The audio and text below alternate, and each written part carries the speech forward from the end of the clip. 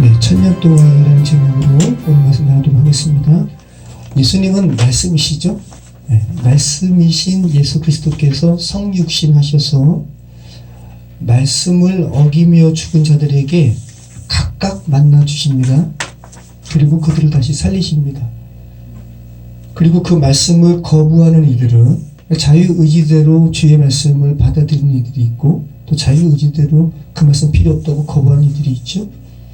그 말씀을 거부하는 이들은 결국 죽음 가운데 놓인 채, 여전히 죽음 가운데 놓인 채 이제 영원한 멸망을 맞이하게 됩니다. 그래서 지난주에 살펴보았던 그 심판은 특별히 지난주 본문의 잔치로 표현되었어요. 지난주가 우리가 계시록 19장 11절부터 21절까지 살펴봤잖아요. 근데 그 전에 1절부터 10절까지 말씀은 그 어린 양과 그분의 신부 예수 그리스도의 혼인잔치에 관한 장면이었거든요. 근데 지난주 말씀은 심판의 잔치예요. 한번 보시죠. 계시록 19장 17절, 18절 말씀, 지난주 말씀인데 우리 한번 읽어보겠습니다. 또 내가 보니 한 천사가 태양 안에 서서 공중에 나는 모든 새를 향하여 큰 음성으로 외쳐 이르되 와서 하나님의 큰 잔치에 모여 왕들의 살과 장군들의 살과 장사들의 살과 말들의 살과 그것을 탄 자들의 살과 자유인들이나 종들이나 작은 자나 큰 자나 모든 전사를 먹으라 하더라.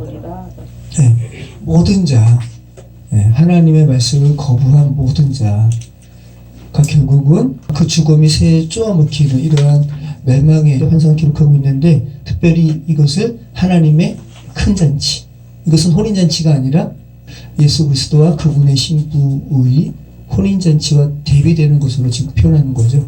자, 이것도 잔치인데 심판의 잔치야. 새들이 너희 죽음 쪼아먹을 거야. 하나님의 영이 없는 이들은 죽은 존재고, 또 짐승과 하등 다를 바 없음을 그 짐승의 고깃덩어리로 이렇게 표현하고 있는 것이죠. 하나님의 말씀으로 창조된 세계에서 주님의 대속을 거부하며 또 생명 있는 존재로 회복되지 않는 인생들을 하나님의 말씀이 결국은 검이 되어서 그들을 심판하게 되는 것임을 우리가 다시 한번 계시록 말씀을 통해서 알게 됩니다. 하나님이 없는 모든 인생은 기고만장해서, 그죠? 주님의 말씀에 관계없이 이렇게 살아가지만 결국은 그 삶 자체가 하나님의 말씀에 그 검이 되어가지고 그들을 찌르는 그런 것임을 우리는 이 세상의 죄악된 세상을 보면서 우리는 알게 되고, 또 말씀을 통해서 다시 한번 고백하게 됩니다. 자, 오늘 말씀 우리 나누도록 하겠습니다. 오늘 말씀도 지난주도 우리가 스피드 있게 나눴는데, 오늘 말씀도 계시록 20장 전부를 나누게 됩니다. 왜냐하면 우리가 초반에 굉장히 세세하게 다 살펴본 부분들이 오늘 나와요. 네. 그래서 천년이라는 이 시간적인 부분만 제가 좀 설명을 하고, 나머지는 우리가 다 익히 살펴본 소재들이 나오기 때문에 스피드 있게 나누도록 하겠습니다. 우리 1절부터 우리 5절까지를 한번 읽어보겠습니다. 또 내가 보매 천사가 무저갱의 열쇠와 큰 쇠사슬을 그의 손에 가지고 하늘부터 내려와서 용을 잡으니 곧 예뱀이요 마귀요 사탄이라 잡아서 천년 동안 결박하여 무저갱에 던져넣어 잠그고 그 위에 임봉하여 천년이 차도록 다시는 만국을 미혹하지 못하게 하였는데 그 후에는 반드시 잠깐 동일이라. 또 내가 보자들을 보니 거기에 앉은 자들이 있어 심판하는 권세를 받았더라. 또 내가 보니 예수를 증언함과 하나님의 말씀 때문에 목배임을 당한 자들의 영혼들과 또 짐승과 그의 우상에게 경배하지 아니하고 그들의 이마와 손에 그의 표를 받지 아니한 자들이 살아서 그리스도와 더불어 천년 동안 왕노릇하니 그 나머지 죽은 자들은 그 천년이 차기까지 살지 못하더라. 이는 첫째 부활이라. 네. 오늘 특별히 수가 나오는데 어떤 수가 나와요? 천년. 네. 천년의 수가 나오고 천년 동안 그리스도와 더불어 왕노릇하는 성도들이 있고, 또 우리가 계속 읽어봤지만 천년 후에는 잠깐 놓이는 마귀에 대해서 또 나오고요. 마귀가 세상 사람들을 또 미혹하는 장면이 나오죠. 천년이라는 수를 들으면 여러분이 느껴지는 감정이 뭐예요? 예전에 은하철도 999에 보면은, 그죠? 메텔 그 철이가 천년왕국 뭐 이런 게 있잖아요. 천년왕국 하면은 좀 영원한 그런 생각이 먼저 드시죠? 천년왕국이라는 것은 사람들이 만든 말이고, 요한계시록에 나오는 천년이라는 것은 10도 완전수거든요. 10을 3번 곱하면 뭐가 돼요? 1000이 됩니다. 그래서 하나님의 어떤 주권성이 개입된 그 수로 여겨야지, 이것을 물리적인 수 천년을 말씀하시면 그것은 오류입니다.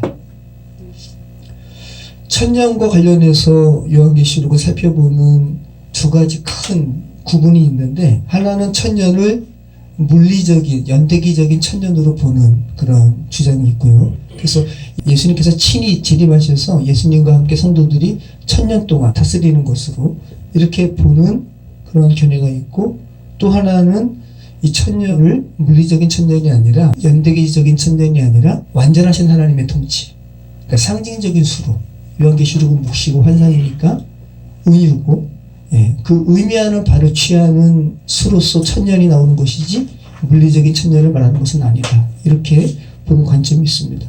그리고 물리적인 이 연대기적인 천년을 보는 이 주장이 또 두 개로 나뉘어요. 하나는 천년을 기준으로 예수님께서 재림하신 후에 천년 동안 다스리는, 이것을 전천년설이라고 그래요.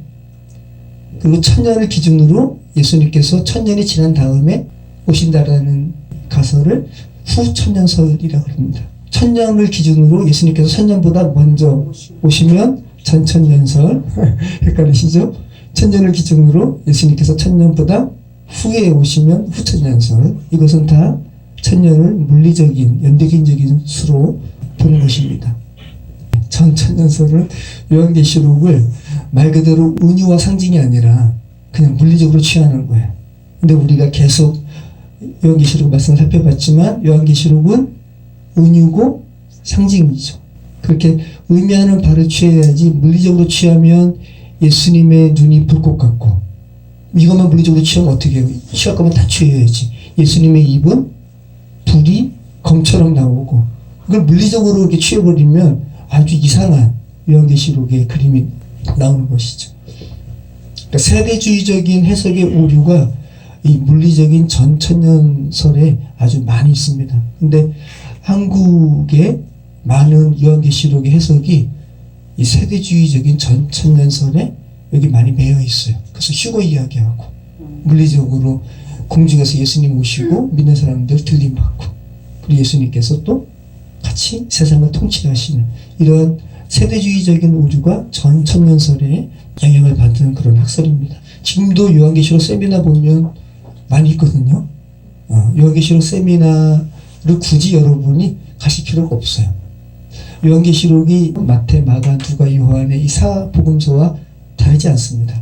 복음만 말씀하고 있는 책이지 미래를 미리 알려주는 그런 책 아닙니다.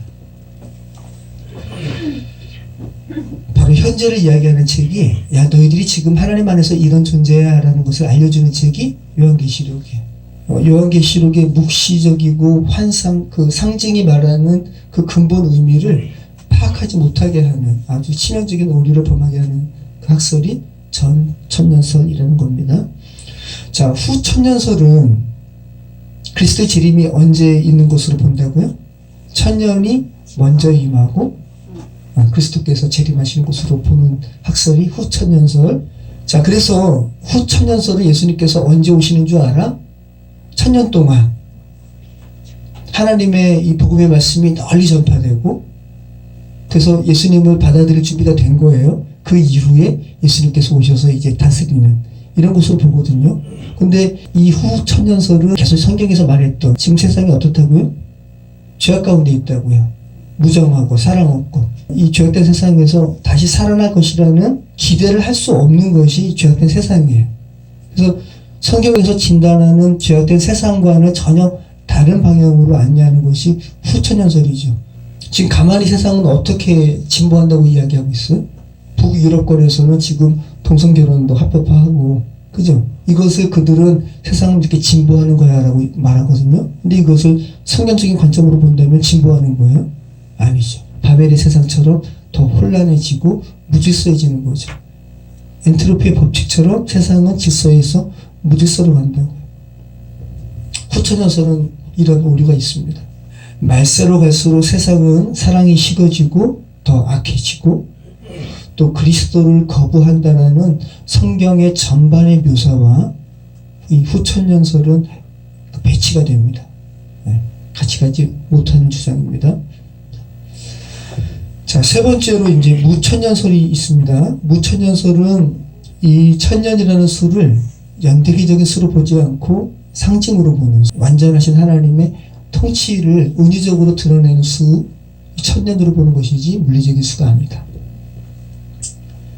그래서 이 무천년설은 지금 우리가 살아가는, 여러분이 지금 예수님을 왕으로 섬기시고 계시죠. 네.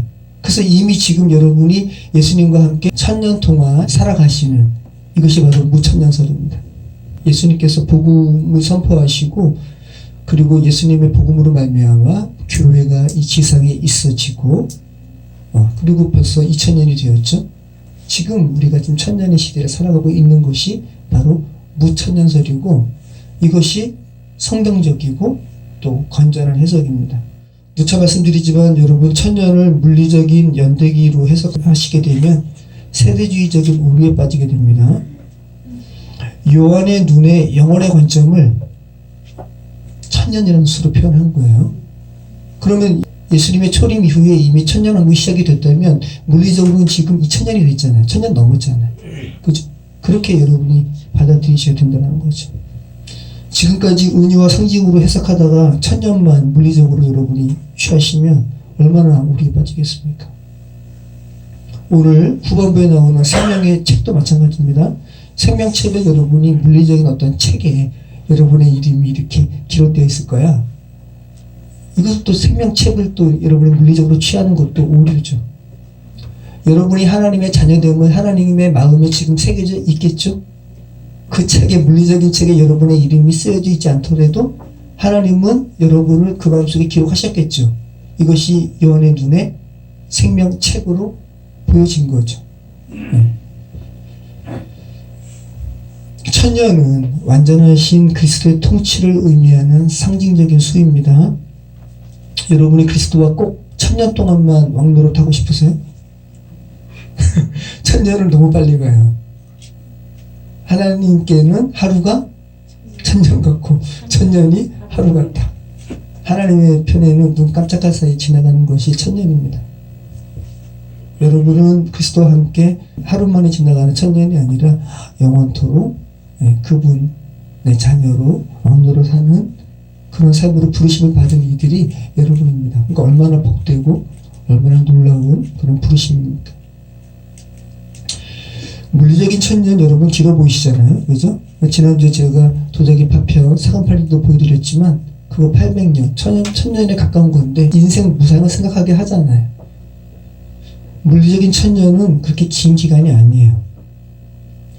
동로마 제국이 여러분 로마 공화정부터 시작하면 동로마 제국만 해도 2000년이 넘게 지속이 되었어요. 네. 일본의 야마토 왕조가 몇 년 동안 지속된 줄 아세요? 1300년. 그 캄보디아의 크메르 왕조도 1400년.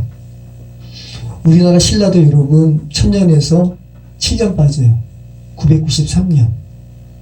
네. 그러니까 인간의 왕조, 인간이 세우는 왕조도 1000년 그냥 넘어가는 거다. 근데 하물며 하나님께서 다스리시는 왕국이 꼭 물리적인 천년만 지속된다? 넌센스죠. 물리적으로 취하는 것은 넌센스라는 말씀입니다. 베드로후서 3장 8절에 사랑하는 자들아 죽게는 하루가 천년 같고 천년이 하루 같다라는 이 한 가지를 잊지 말라라고 말씀하십니다. 우리는 영혼을 사모해야 됩니다. 자, 계시록 우리 20장 1절로 3절까지 한번 읽어보겠습니다. 또 내가 보매 천사가 무저갱의 열쇠와 큰 쇠사슬을 그의 손에 가지고 하늘로부터 내려와서 요무자하니 곧 예배의 마귀요 사탄이라. 잡아서 천년 동안 결박하여 무저갱에 던져 잠그고 그 위에 임봉하여 천년의 착으로 다시는 만국을 미혹하지 못하게 하였는데 그 후에는 반드시 잠깐 놓이리라. 자, 오늘 천년과 관련해서 하나님의 백성이 그리스도와 함께 영원토록 다스리는 의미에서 1000년. 그 다음에는 또 잠깐 놓여가지고 이제 하나님의 백성이 아니라 죄된 가운데 여전히 죽어 있는 이들을 계속 그들 위해 역사하는 존재로 1000년 동안 사단이 잡혀 있다가 잠깐 놓이리라, 이런 말씀이 나오고 있잖아요. 자, 그러면서 마귀, 용을 어떤 본문으로 안내하고 있냐 하면 창세기 3장 15절 말씀으로 안내하고 있어요. 자, 요한계시록에서 사단을 의미하는 용, 그죠? 용을 지금 오늘 본문에서 폭로하고 있잖아요. 이 용이 뭔 줄 알아? 창세기 3장에 나오는 뭐야? 옛뱀이야. 그죠? 옛뱀이 뭐예요? 아담과 하와를 미혹했던, 그래서 인간을 타락하게 했던 그 뱀을 말하는 겁니다. 창세기 3장 15절 말씀 한번 읽어보겠습니다. 옛뱀을 하나님께서 어떻게 멸하시는지 복음이 구체적으로 기술된 최초의 본문입니다. 그래서 원시복음이라고 하는 거예요. 같이 읽겠습니다. 내가 너로 여자와 원수가 되게 하고 내 후손도 여자의 후손과 원수가 되게 하리니 여자의 후손은 내 머리를 상하게 할 것이요 너는 그의 발꿈치를 상하게 할 것이니라 하시고. 자, 여자의 후손 예수 그리스도입니다. 뱀의 후손이, 결국은 뱀이 여자의 후손의 발꿈치를 상하게 했어요. 뭐예요? 십자가에 못 박은 거예요. 이들이, 성경에도 나오잖아요. 이들이 이렇게 한 행위가 자신의 머리가 박살낼 것을 알았더라면 예수님을 십자가에 못 박지 않았을 것이다. 바울이 말하는 거 아니에요? 자, 발꿈치를 상하게 한 것이 더 치명적이에요? 아니면 머리를 으깨버리는 것이 치명적인 거예요? 머리를 으깨버리는 거죠. 여자의 후손 예수 그리스도죠. 내 머리를 상하게 할 것이요. 이 박살내다란 말이에요. 으깨버린다. 그러니까 완전히 십자가에서 예수님께서 승리하신 복음이 최초로 기술된 이 본문입니다. 이 본문에 뱀을 지금 요한계시록에서는 지금 옛뱀으로 연결시키고 있는 거죠. 자, 그래서 오늘 1000년 동안의 결박, 또 내가 봄에 천사가 무적행은 뭐라고 그랬습니까? 심연이라고 그랬습니다. 심연은 한도 끝도 없이 떨어지는 나락이에요. 그 아비소스를 지금 무적행으로 표현하고 있고, 한도 끝도 없는 무적행에 사단을 가둔 거예요. 그러니까 이 말은 뭐예요? 사단이 자기 힘으로 나올 수 있다, 없다? 없다. 완전히 결박되었다. 그리스도의 십자가 사역으로 인해서 이미 머리가 박살나서 사단이, 그러니까 1000년 동안 무적행에 가둬진 것은 지금 어떤 부분을 이야기하냐면, 물리적으로 1000년 동안 갇혀졌다가 다시 잠깐 놔줬는데 사탄이 밖으로 나와가지고 또 이렇게 역사하는 이런 게 아니라, 하나님의 백성인 교회에게 있어서는 사단이 어떠한 지금 상태인 줄 알아? 1000년 동안 물리적인 천년이 아니라 영원토록 무적행에 갇힌 존재야. 이해되시죠? 그런데 교회 밖의 존재에는 지금 어떤 상태인 줄 알아? 교회 밖에 있는 세상 사람들에게는 지금 사단이 역사해요, 안 해요? 역사해요. 그들에게는 십자가 사역으로 인해서 사단이 결박당한 상태가 아니죠. 그죠? 그것을 1000년이 지난 후에는 잠깐 놓여 만국을 미혹하게 하는 부분으로 지금 요한계시록은 이렇게 말씀하고 있다는 거예요. 1000년 동안이라는 표현은 연대기적인 흐름으로서 1000년이 아니라 십자가 은혜로 사단의 해를 받지 않도록 하나님의 교회 편에서는 보호받은 상태. 그리고 1000년 후에 잠깐 놓여서 미혹받는 것은 불신자, 교회 밖에 있는 이들에게 해당되는 그런 상태를 이렇게 표현하고 있다는 거예요. 자, 4절 말씀 같이 읽어보겠습니다. 또 내가 보좌들을 보니 거기에 앉은 자들이 있어 심판하는 권세를 받았더라. 또 내가 보니 예수를 증언함과 하나님의 말씀 때문에 목배임을 당한 자들의 영혼들과 또 짐승과 그의 우상에게 경배하지 아니하고 그들의 이마와 손에 그의 표를 받지 아니한 자들이 살아서 그리스도와 더불어 1000년 동안 왕노릇하니. 자, 그리스도와 더불어 1000년 동안 영원토록 왕노릇하는 자들에 대해서 지금 몇 가지 부류로 지금 말씀하고 있죠. 첫 번째는 예수를 증언한 사람들. 그 다음에 두 번째는 하나님의 말씀 때문에 목배임을 받은 사람들. 물리적인 순교도 포함되겠지만 죄된 세상에서 살아가면서 하나님의 말씀 때문에 자기를 부인한 사람들. 자, 그리고 또 어떤 부분이 나와요? 짐승과 그의 우상에게 경배하지 아니하고. 네. 계속 요계시록이 이 짐승과 거짓 우상이 나왔잖아요. 선지자들이 나왔고, 그들이 종교적으로 사람들을 미혹하고, 그리고 정치적으로 미혹하게 해서 우상에게 경배하도록 했습니다. 그런데 우상이 뭔지를 하나님의 자녀들은 아는 사람들이죠. 그래서 우상에게 경배하지 않는 사람들. 그리고 그의 표를 받지 아니한 자들. 이것은 특별히 사단과 관련해서는 사단에게 매인 사람들은 표를 받는 것으로 그렇게 표현을 했고, 하나님의 백성에게는 인친 것으로 그렇게 표현했었죠. 이마와 손에 표를 받는 부분들은 특별히 경제적인 부분에 이 표를 받지 아니한 사람들 외에는 매매를 못하더라. 그러니까 하나님을 믿는 신앙을 포기하지 않음으로 말미암아 세상에서 경제적으로 손해를 봄에도 기꺼이 하나님을 믿는 믿음을 포기하지 않는 부분. 또 세상 사람들은 우상에게 경배함으로 그들의 매매 활동, 경제 활동이 더 융성해지는 부분을 요한계시록은 특별히 손과 이마에 표를 받는 부분으로 묘사하고 있었습니다. 우리가 다 살펴본 겁니다. 이들이, 그러니까 가만히 보면은 지금 이마와 손에 표를 받지 아니한 자들은 경제적인 것이죠. 그리고 짐승과 그의 우상에게 경배하지 않는 것은 정치적, 종교적인 것이죠. 결국은 삶을 살아가는 모든 사람들에게 적용되는 부분에 어떤 사단적인 이런 영향력이 있음을 지금 말씀하고 있습니다. 자, 5절 말씀 같이 한번 읽어보겠습니다. 그 나머지 죽은 자들은 그 천년이 차기까지 살지 못하더라. 이는 첫째 부활이라.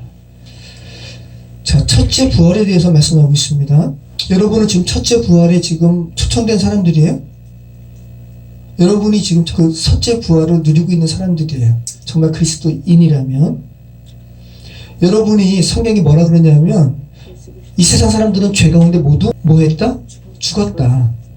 죽었어요, 여러분이. 근데 그리스도와 함께 여러분이 다시 살아나셨죠? 이것을 명시적으로 고백하는 것이 세례예요. 자, 죽은 자들 가운데서 살아나셨으니까 여러분은 뭐 한 거예요? 부활한 거죠. 이게 첫째 부활이에요. 자, 그런데 나머지 죽은 자들은 그 천년까지 살지 못하더라. 여전히 죽어있다 라는 것을 말씀하고 있는 거죠. 그리스도인들은 첫째 부활을 사는 거야 라고 지금 말씀하고 있는 겁니다. 요한복음 5장 25절에 진실로 진실로 너희에게 이르노니 죽은 자들이 하나님의 아들의 음성을 들을 때가 오나니 곧 이때라. 듣는 자는 살아나리라. 부활하리라. 세상 사람 다 죽었는데 하나님의 아들의 음성을 들을 때가 있을 거야. 그 말이 귀에 들려서 반응한 자들은 살아날 거야. 여러분이 지금 그런 상태시라면 여러분은 첫째 부활에 지금 속한 거죠. 그죠? 첫째 부활에 참여하신 분들입니다. 그 영원토록 천년 동안 영원토록 왕노릇하는 삶이 첫째 부활이라는 거예요. 네. 계속 그리스도인의 정체성에 대해서 말씀하고 있습니다. 자, 그래서 그리스도인의 첫째 부활은 바로 이 생에서 주님을 영접하던 때부터 첫째 부활의 삶은 시작이 되는 겁니다. 그리고 그리스도와 함께 왕노릇하는 삶이 시작이 된 거고요. 자, 6절 말씀 같이 읽겠습니다. 이 첫째 부활에 참여하는 자들은 복이 있고 거룩하도다. 둘째 사망이 그들을 다스리는 권세가 없고 도리어 그들이 하나님과 그리스도의 제사장이 되어 천년 동안 그리스도와 더불어 왕노릇하리라. 네. 첫째 부활에 참여하는 자들은 이제 영원한 죽음을 뭐라 그러냐면 둘째 사망. 여러분은 비록 첫째 부활에 참여하지만 육신적인 사망은 경험하시죠? 그리고 여러분이 죄 가운데 죽었었죠? 이것을 첫째 사망이라고 얘기하는 것이고, 그죠? 그러니까 육신적으로 죽으나 안 죽으나 이미 영적으로 죽은 사람들은 첫째 사망에 속한 사람들인 거예요. 그죠? 근데 여러분이 지금 그리스도와 함께 살아나셨죠? 그래서 좀 첫째 부활에 참여했죠? 그런 여러분에게는 둘째 사망이 있다 없다? 없다 라고 지금 말씀하고 있는 거죠. 둘째 사망과는 관계없다. 그들이 하나님과 그리스도의 제사장이 되어 천년 동안 그리스도와 더불어 왕노릇하리라. 지금 여러분의 삶인 것이죠. 그럼 한번 생각해 보세요. 여러분이 지금 그리스도와 함께 왕노릇 하는가? 그죠? 그것도 한번 생각해 보시고, 말씀 가운데 다시 한번 여러분의 삶에 비춰볼 필요가 있습니다. 첫째 부활에 참여하는 자들은 둘째 사망이 없습니다. 육신의 사망은 모든 사람들이 거치는 것이지만 이제 두 번째 사망, 영원한 사망과는 관계없는 자가 되었습니다. 그리스도와 함께 살아나게 하신 하나님의 생명이 영원한 사망을 뭐하기 때문에? 압도하기 때문에. 여러분 안에 계신 하나님의 생명이 영원한 사망을 압도하기 때문에. 자, 그럼 여러분, 첫째 사망을 이야기한다는 것은 둘째 사망이 있다는 것이고, 그래서 오늘 둘째 사망도 이야기하는 거 아니에요? 근데 그럼 부활과 관련해서 첫째 부활을 이야기한다는 것은 둘째 부활도 있다는 거 아니에요? 둘째 부활이 없다면 부활과 관련해서 첫째라는 말을 쓸 필요가 없겠죠. 그죠? 근데 오늘 첫째 부활에 대해서 이야기하고 요한계시록 우리 끝까지 이제 다 보겠지만 둘째 부활은 언급을 하지 않아요. 그러면 사망과 관련해서는 둘째 사망까지 오늘 본문에 나왔잖아요. 근데 부활과 관련해서는 둘째 부활은 이야기하지 않는다라는 것은 요한계시록의 기록 목적이 지금 뭐에 있음을 우리가 다시 한번 알게 되는 거죠. 당시에 요한계시록을 읽는 이들로 하여금 또 저와 여러분으로 하여금 요한계시록은 뭐에 집중하게 하는 거예요? 이 미래에 집중하게 하는 거예요? 아니면 현재에 집중하게 하는 거예요? 현재에 집중하게 하는 거예요. 미래에 막연한 예수님의 재림, 그 이후에 있을 부활, 여기에 집중하게 하는 것이 아니라 지금 너희가 바로 첫째 부활에 참여한 상태야. 지금 죄된 세상 가운데 너희가 고통받고 압제당하고 목배임당하고 순교당하지만 너희들은 이미 그리스도와 함께 승리한 상태야. 첫째 부활에 참여한 상태야. 힘내. 그런데 너희들을 핍박하는 저 악한 세력들 둘째 사망에 처하게 될 거야. 라고 지금 너희가 지금 처한 상황에서 지금 너희가 어떠한 영적 실상을 가지고 있는지 거기에 집중하고 현재를 살아내라고 말씀하고 있는 것이지, 그죠? 지금 현재와는 관계없이 미래의 부활을 얘기하면서 뜬구름 잡는 이야기를 하고 있는 책이 요한계시록이 아니라는 거. 근데 천년설 이러한 세대주의적인 오류를 보면 휴거에 집중하게 하고, 그죠? 요한계시록에서 말씀하고 있지 않는 둘째 부활에 대해서 집중하게 하고 많은 오류가 있죠. 자, 7절 말씀 같이 읽겠습니다. 9절까지. 천년이 참에 사탄이 그 옥에서 놓여 나와서 땅의 사방 백성 곧 곡과 마곡을 미혹하고 모아 싸움을 붙이리니 구수가 바다의 모래 같으리라. 그들이 지면에 널리 퍼져 성도들의 짐과 사랑하시는 성을 두름에 하늘에서 불이 내려와 그들을 태워버리고. 네, 교회 밖에서 사단이 이 세상 사람들을 미혹하고 또 교회 성도들마저 미혹하려고 시도하는 모습을 특별히 곡과 마곡이라는 에스겔서에 나오는 어떤 지역과 왕의 그런 언급을 차용해가지고 이렇게 표현하고 있어요. 세상의 악한 세력을 모아서 하나님의 백성을 미워하고 미혹하는 모습을 에스겔서 38장 또 39장에 언급되었던 하나님의 나라를 대적했던 마곡이라는 땅과 또 두발왕 곡이라는 아주 추상적인 이름이에요. 정말 아리송한 인물을 이렇게 차용해가지고 하나님의 교회를 대적하는 환상을 지금 요한계시록이 기록하고 있습니다. 그러니까 묵시 문학에서 이 곡과 마곡은 하나님과 그의 백성을 대적하는 지역과 인물로 드러나는 그런 소재입니다. 아주 상징적인 이름이에요. 우리 에스겔 39장 1절부터 우리 한번 어떻게 에스겔서에서 쓰였는지 한번 잠깐 볼까요? 에스겔 39장 1절부터 우리 7절 말씀까지 같이 읽겠습니다. 그러므로 인자야 너는 고객에게 예언하여 이르기를 주 여호와께서 이같이 말씀하시되 로스와 메섹과 두바랑 고가 내가 너를 대적하여 너를 돌이켜서 이끌고 북쪽 끝에서부터 나와서 이스라엘 산 위에 이르러 내 활을 쳐서 내 왼손에서 떨어뜨리고 내 화살을 내 오른손에서 떨어뜨리리니 너와 내 모든 무리와 너와 함께 있는 백성이 다 이스라엘 산 위에 엎드러지리라. 내가 너를 각종 사나운 새와 들짐승에게 넘겨 먹게 하리니 내가 빈들에 엎드러지리라. 이는 내가 말하였음이니라. 주 여호와의 말씀이니라. 내가 또 불을 마국과 및 섬에 평안히 거주하는 자에게 내리리니 내가 여호와인 줄을 그들이 알리라. 내가 내 거룩한 이름을 내 백성 이스라엘 가운데 알게 하여 다시는 내 거룩한 이름을 더럽히지 아니하게 하리니 내가 여호와 곧 이스라엘의 거룩한 자인 줄을 민족들이 알리라 하라. 네. 그래서 에스겔서도 요한계시록처럼 묵시문학이에요. 구약의 다니엘, 에스겔 다 묵시문학입니다. 이 마곡과 곡은 이렇게 상징적인 그러한 소재로 드러나고 있어요.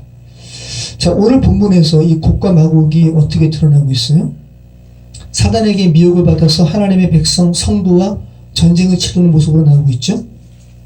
그죠? 고대의 전쟁을 연상시키는 군대의 진과 성이라는 묘사가 나오고 있잖아요. 그들이 지면에 널리 퍼져 뭐의 진과 성도들의 진과, 그죠?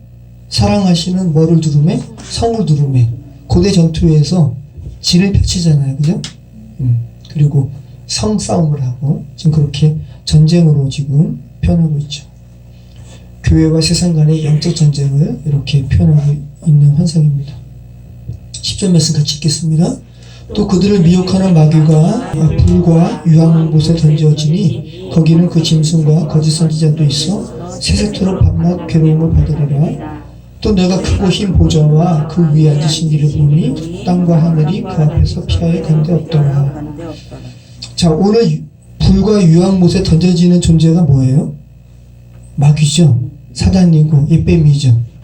그런데 마귀의 존재가 하나님, 성부, 성자, 성령 이렇게 모방하는 것처럼 마귀 존재도 요한계시록에는 삼위일체적인 부분을 모방하는 부분으로 나오죠. 사단, 마귀, 그 다음에 짐승, 거짓 선지자. 그죠? 근데 지난주 말씀에 짐승과 거짓 선지자가 이미 불못에 던져졌죠. 계시록 19장 20절, 21절. 짐승이 잡히고 그 앞에서 표적을 행하던 거짓 선지자도 함께 잡혔으니 이는 짐승의 표를 받고 그의 우상에 의해 경배하던 자들을 표적으로 미혹하던 자라. 이 둘이 산채로 유황불 붓는 못에 던져지고 그 나머지는 맡은 자의 입으로부터 나오는 검의 죽음에 모든 새가 그들의 살로 배불리더라. 지난주에 그 두 존재 불못에 던져지고요. 오늘 이제 마귀가 불못에 던져집니다. 여러분, 이것도 상징입니다. 그죠? 지옥을 우리가 얘기하면서 유황, 불, 뭐 이렇게 많이 하는데, 그죠? 하나님과의 분리됨에 처하는 것은 요한계시록의 유황불에 타는 것으로 묘사될 만큼 아주 조금 느낄 수 있을 정도로 살짝만 묘사한 거 아니에요? 네, 이거보다 더 처참하다. 자, 지난주에 말씀에 짐승과 거짓 선지자, 또 오늘 말씀에 이제 사단, 마귀, 옓뱀도 불못에 던져지는데, 불못에 던져진다는 것 자체가 뭐를 의미하는 거예요, 이제? 심판의 최종 완결. 그죠? 다 소멸해버리는 거잖아요. 악한 괴계가 다, 그 괴계 다 틀어지고 다 소멸되는, 악이 완전히 끝장나는 모습을 오늘 말씀을 보여주고 있는 거죠. 자, 12절로 15절 말씀 같이 읽겠습니다. 또 내가 보니 죽은 자들이 큰 자나 작은 자나 그 보좌 앞에 서 있는데 책들이 펴있고 또 다른 책이 펴졌으니 곧 생명책이라. 죽은 자들이 자기 행위를 따라 책들에 기록된 대로 심판을 받으니 바다가 그 가운데에서 죽은 자들을 내주고 또 사망과 음부도 그 가운데에서 죽은 자들을 내주매 각 사람이 자기가 행위대로 심판을 받고 사망과 음부도 불못에 던져지니 이것은 둘째 사망 곧 불못이라. 누구든지 생명책에 기록되지 못한 자는 불못에 던져지기더라. 자, 둘째 사망 나옵니다. 그죠? 아까 드린 말씀처럼 첫째 부활 나오지만 둘째 부활은 나오지 않는데 둘째 사망은 지금 언급된다고 말씀드렸어요. 자, 12절 이하 말씀 보면 요한의 눈에 새로운 환상이 보입니다. 책들의 이미지가 보이는 거예요. 구약의 다니엘서의 환상을 차용한 겁니다. 다니엘서 7장 9절로 10절. 내가 보니 왕좌가 보이고 옛적부터 항상 계신 이가 좌장하셨는데 그의 옷은 희기가 눈 같고 그의 머리털은 깨끗한 양의 털 같고 그의 보좌는 불꽃이요 그의 바퀴는 타오르는 불이며 불이 강처럼 흘러 그의 앞에서 나오며 그를 섬기는 자는 천천히요 그 앞에 모셔 선 자는 만만이며 심판을 베푸는데 책들이 펴 놓였더라. 네, 다니엘서도 묵시문학이에요.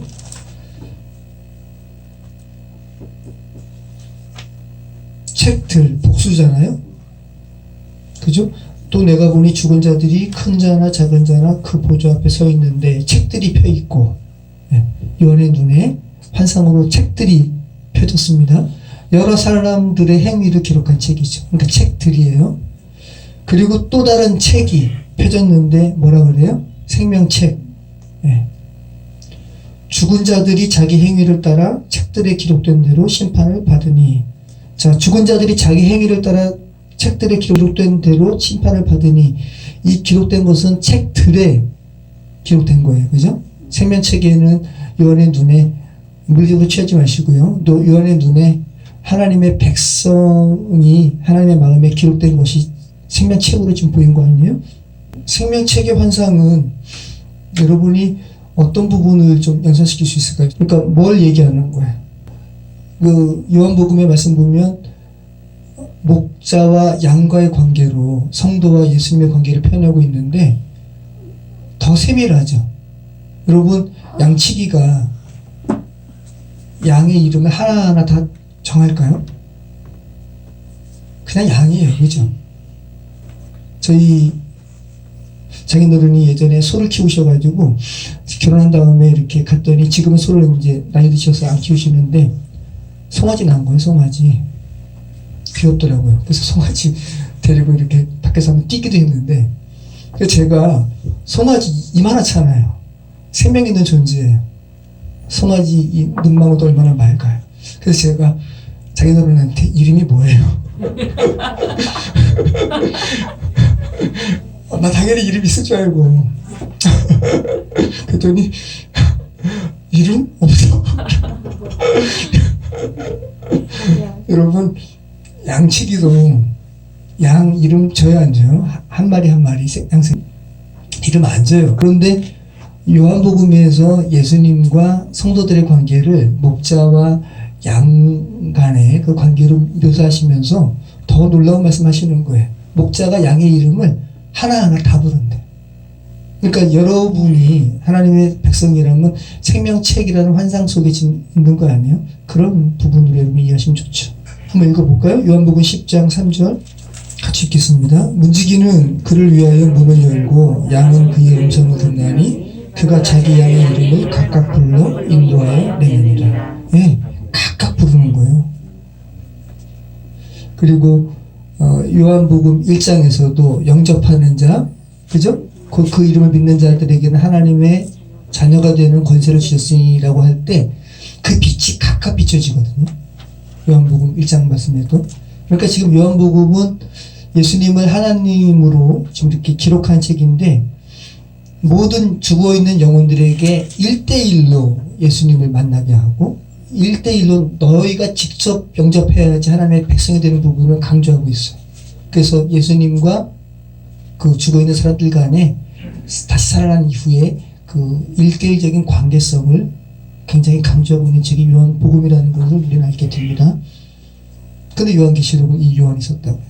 요한복음 10장 27절 내 양은 내 음성을 들으며 나는 그들을 알며 그들은 나를 따르느니라. 네. 그러니까 여러분이 찬양에도 있는 것처럼 여러분의 세미한 신음소리조차도 하나님은 들으시잖아요. 그죠? 네. 여러분이 신음소리를 내도 하나님은 그것을 문장으로 들으시고 뭔지 아시죠? 아기가 옹알이 할 때 엄마가 정확하게 아는 것처럼.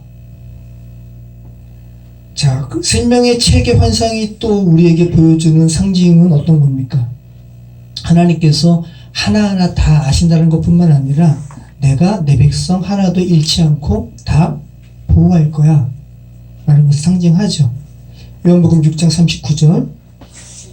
그러니까 하나님께서 요한에게 이 묵시를 허락하신 것도 요한에게 이런 성정이 있는 거예요.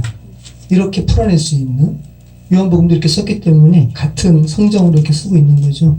요한복음 6장 39절 나를 보내신 이의 뜻은 내게 주신 자 중에 내가 하나도 잃어버리지 아니하고 마지막 날에 다시 살리는 이것이니라. 하나님의 백성은 내가 하나도 잊어버리지 않을 거야. 요한계시록에서는 요한이 생명책에 기록된 성도들의 이름으로 지금 표현하고 있는 거죠.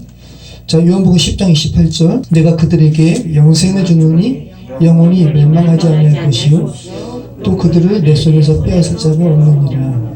그들을 주신 내 아버지는 만물보다 크심에 아무도 아버지 손에서 빼앗을 수 없느니라. 네.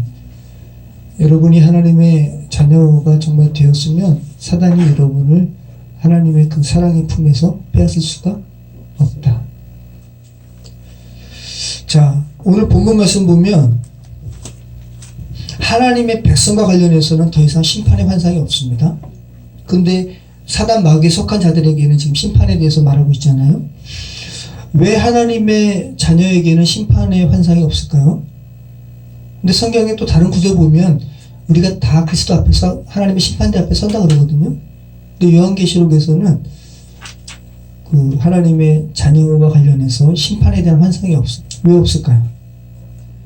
우리가 그리스도 앞에서 심판받을 때도 여러분의 영원한 생명과 관련돼서 아주 구분되는 그러한 큰 심판은 없어요. 왜냐하면 여러분이 이미 그리스도와 함께 십자가에서 죽으실 때 여러분의 죄는 그리스도와 함께 뭐 받았기 때문에 심판받았기 때문에. 그래서 요한계시록에는 하나님의 성도와 관련해서 심판에 대한 환상이 없는 겁니다. 자, 요한복음 3장 17절 같이 읽겠습니다. 하나님이 그 아들을 세상에 보내신 것은 세상을 심판하려 하심이 아니요 그로 말미암아 세상이 구원을 받게 하려 하심이라. 그를 믿는 자는 심판을 받지 아니하는 것이요 믿지 아니하는 자는 하나님의 독생자의 이름을 믿지 아니함으로 벌써 심판을 받은 것입니다. 네. 하나님의 아들의 이름을 믿지 아니하는 것 자체가 뭐라고요? 심판받은 거야. 그리고 또 둘째 사망에 이르는 심판을 또 받고요. 자, 요한복음 5장 24절 내가 진실로 진실로 너에게 이르노니 내 말을 듣고 또 나 보내신 이를 믿는 자는 영생을 얻었고 심판에 이르지 아니하나니 사망에서 생명으로 옮겼느니라. 네. 사망에서 생명으로 벌써 옮겨졌기 때문에 다시 생명에서 사망으로 옮겨지는 심판 받지 않습니다. 자, 요한복음 5장 29절 같이 읽겠습니다. 선한 일을 행한 자는 생명의 부활로 악한 일을 행한 자는 심판의 부활로 나오리라. 네. 죽은 자들이 자기 행위를 따라 책들에 기록된 대로 심판을 받으니, 그러니까 이 책들에는 뭐가 지금 있는 거예요? 그들의 행위가 기록된 거예요. 악한 자들의 행위. 바다가 그 가운데에서 죽은 자들을 내주고 사망과 음부도 그 가운데에서 죽은 자들을 내주매 각 사람이 자기의 행위대로 심판을 받고 사망과 음부도 불못에 던져지니 이것은 둘째 사망 곧 불못이라. 누구든지 생명책에 기록되지 못한 자는 불못에 던져지더라. 14절 말씀 보세요. 사망과 음부도 불못에 던져지니 이것은 둘째 사망 곧 불못이라. 네. 둘째 사망 이코르 불못이라고 이렇게 등식을 말하고 있어요. 이 불못이라는 것은 불이라는 이 필이라는 헬라어 단어와 항구를 의미해요. 여기서 우리나라 말로 못으로 못으로 번역된 말이 불못하면 여러분 그냥 불이 이렇게 활활 타오르는 조그만 연못 이렇게 생각이 되는데 이 연못 정도가 아니라 항구. 배가 떠다니는 항구. 그러니까 아주 엄청난 그런 환상이죠. 불이 가득한 항구. 불못. 네. 자, 이 불못이라는 표현은 죄를 완전히 소멸하시는 하나님의 공의를 우리가 느낄 수 있죠. 네.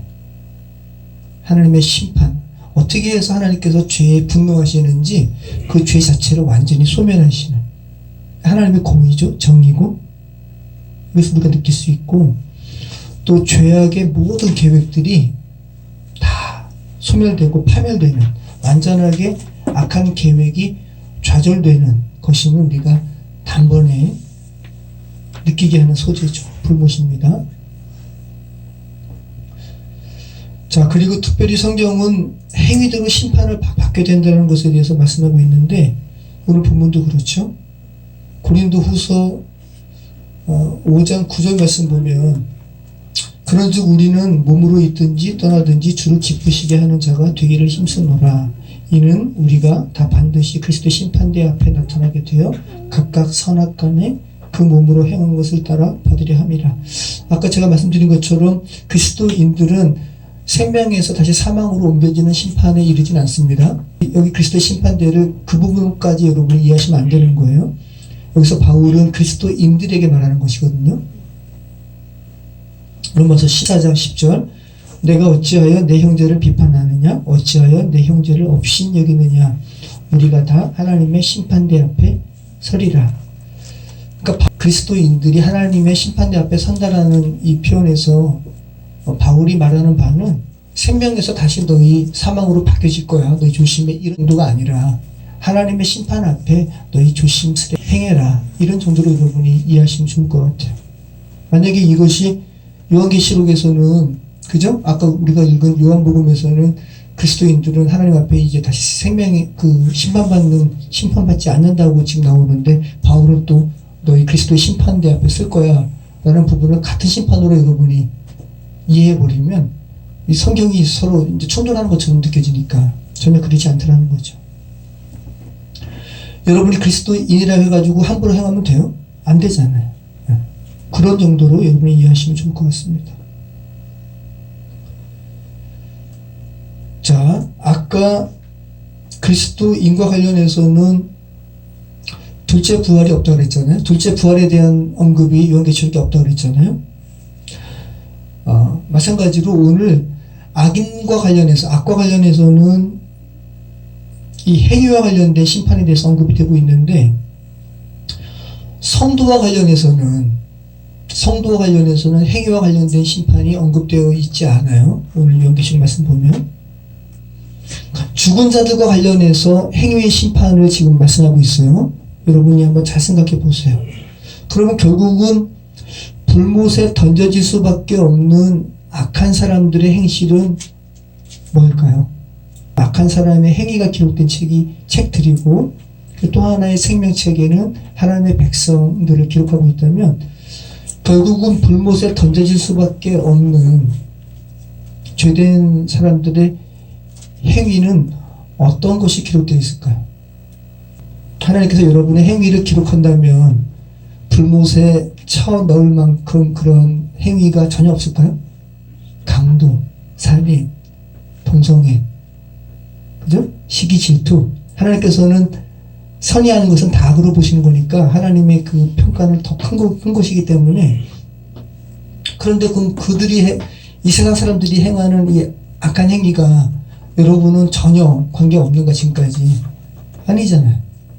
그러면 궁극적으로 불못에 처할 수밖에 없는 죄된 사람들의 결정적인 행위는 어떤 부분이 이 행위의 책들에 기록되어 있을까요? 여러분이 죄된 세상 사람들과 하던 다를 바 없음에도 불구하고 여러분이 불못과 관계없는 이유는 여러분이 어떤 행위를 취했기 때문입니까? 세마포 옷을 여러분이 입었기 때문에, 그죠? 혼인잔치에 허락되는, 혼인잔치에 입어야 할 옷을 여러분이 입었기 때문에, 그 말을 다른 말로 표현한다면 여러분이 그리스도의 대속의 복음을 여러분이 받아들였기 때문에, 그죠? 그러면 이 죽은 자들이 결국은 불못에 처할 수밖에 없는 이 행위는 뭐예요? 강도, 살인, 이런 게 아니라, 이런 차원이 아니라, 야, 너 그대로 있으면 죽는데 내가 너를 대속해서 십자가에서 너를 살린 이 복음을 좀 받아들였으면 좋겠다. 그죠? 이것을 그들이 거부한 행위가 결정적으로 그들이 불못에 처할 수밖에 없는 행위인 것이죠. 예수 그리스도의 세마포 옷을 입기를 거절한 거. 나 그거 필요 없다니까요. 내 힘으로 구원받을 수 있어요 라고 했던 거. 내 구원 내가 이룰게요 라고 했던 거. 그러니까 이게 지독한 자기 교만인 것이고, 지금 세상 사람들이 거의 이래요. 그게 또 멋있어 보이고, 어떻게 내 죄는 내가 책임져야지 다른 사람이 무슨 내 죄를 대속해. 지독한 교만인 거죠. 우리 스스로는 하나님과의 영원히 단절된 거리를 좁힐 수가 없어요. 그래서 하나님 편에서 그 거리 좁힐 수 있는 그 복음을 허락하셨는데 그거 필요 없다고 거절하게 되면 하나님의 마지막 구원의 초청마저도 그 스스로가 거부한 거니까 이 거절한 행위가 기록된 것이죠. 책들에. 그들 스스로 그것을 택한 거예요. 자유의지로. 이제 두 번의 기회는 없는 겁니다. 오늘 천년 동안이라는 제목으로 말씀 나눴는데 우리와 동시대를 살아가는 이들이 여러분의 회사의 동료들이 또 어쩌면 여러분과 살을 맞대고 살아가는 그런 식구 중에 여러분처럼 천년 동안이라는 하나님 예수 그리스도와 함께 그 그리스도인의 정체성으로 살아가는 이들이 있는가 하면 천년 동안 그러니까 교회 밖에 천년 이후에 사단이 놓여서 결국 사단과 함께 멸망받을 수밖에 없는 처지에 놓인 이들이 있죠. 그러니까 같은 시간을 살아가는 것 같아도 전혀 다른 시간을 살아가는 거. 그렇죠?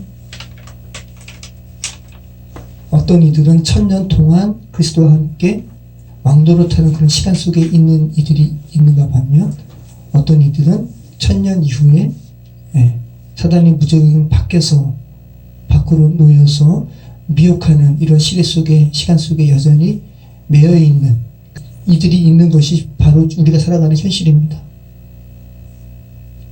같은 시간을 살아가고 있는 것 같아도 전혀 다른 시간을 살아가고 있다는 거죠. 이탈리아의 이론 물리학자 카를로 로벨리가 쓴 책이 있습니다. 시간은 흐르지 않는다.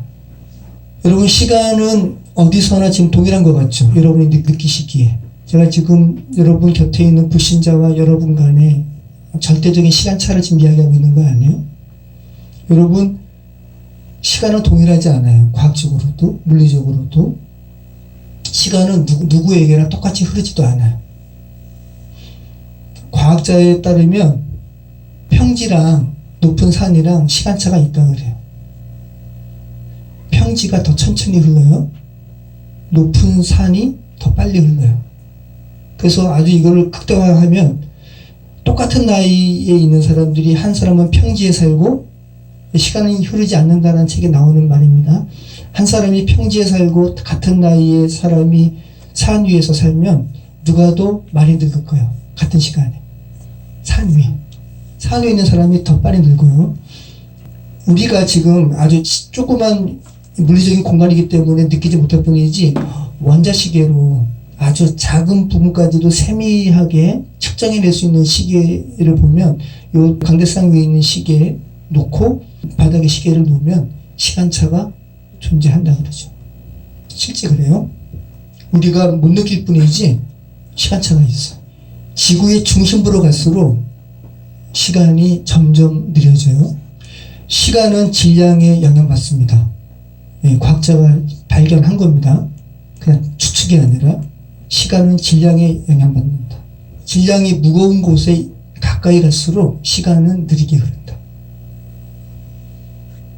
그럼 여러분 이것을 한번 더 깊게 근원적인 것으로 한번 생각해 보세요. 질량의 원초적인 것으로 가까이 갈수록 시간은 느리게 가다가 근데 이 질량도 하나님께서 창조하신 거잖아요. 그죠? 그럼 하나님과 근원적으로 가까이 가게 되면 시간은 느려지다가 결국은 멈춰지고 하나님과 함께하는 현재를 누리게 되는 거죠.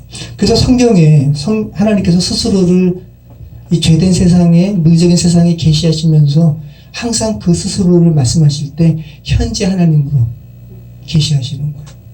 나는 아브라함의 하나님이고 이삭의 하나님이고 야곱의 하나님이다.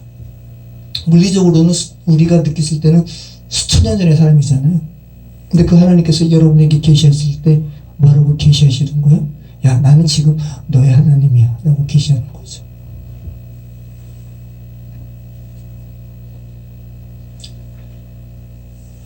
우리가 생각하기에 이 지금이라는 현재라는 시간이 모든 우주에 공통적으로 적용될 거라고 생각을 하잖아요.